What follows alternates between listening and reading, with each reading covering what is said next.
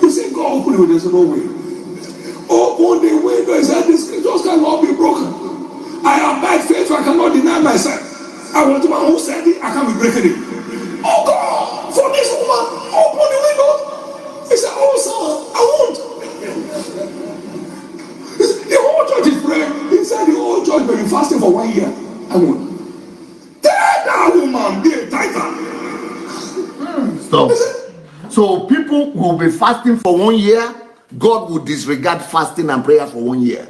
So people will be praying for 1 year. God will disregard prayer for 1 year until woman bring money. So this God is so transfixed on money.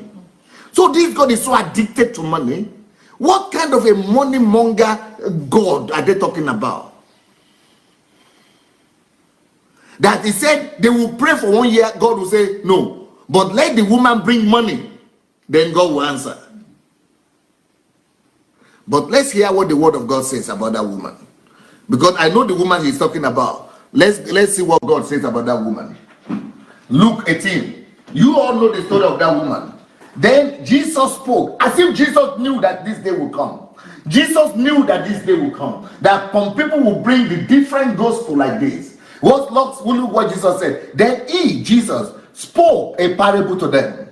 That men always ought to pray and not lose heart.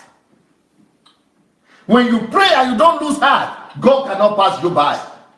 This is what he's trying to tell us about our good God, about our kind God, about our loving God. Saying there was a certain, so he decided to tell them a parable. There was a certain city. There was in a certain city a judge who did not fear God. This is God telling you the opposite of who our God is. Jesus telling you that even a wicked man, a wicked judge who does not fear God, nor have regard for man, a wicked God, a wicked judge. Now there was a widow in that city, and she came to him saying, get justice for me. He came to the wicked judge, the one that doesn't fear God or man. The widow came and said, get justice for me from my adversary. God is not wicked, God is a kind God, but God is saying, even the bad judge, when anybody approaches even a wicked judge like this, see what will happen. And he will not for a while he will not do it, but afterward he said within himself, though I do not fear God nor regard man, yet because this widow troubles me, I will avenge her, lest by her continual coming she wearies me. Then the Lord said, hear what the unjust judge said, and shall God not avenge his own elect who cry out day and night to him, though he bears long with them? I tell you that he will avenge them speedily. No money, no tithe, no offering, speedily. The woman, though the judge took some time, but God will do it speedily. Nevertheless, when the Son of Man comes, will he really find faith on earth? God saw Oyedepo. Jesus could see far that people like Oyedepo will corrupt the faith, and they have not corrupted the faith. This is no more the faith of the Lord Jesus Christ. This is the God that we know. This is the God. Jesus was even using the example of a wicked man. That even if a wicked man can do this, he will not even regard God or man. People, you don't even need to be a Christian, be an atheist. If an atheist, a wicked judge, will do this, Abba, what will you say about your Father who is loving? He will rather do speed delay. It is the God of speed delay we serve.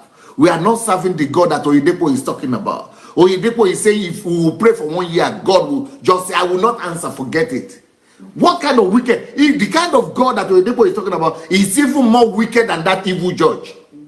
Because that is who they are. That is who Oyedepo is. Oyedepo is describing himself and is God, the mammon that is serving in that story. That is who he is. Go to his church and try to ask for help.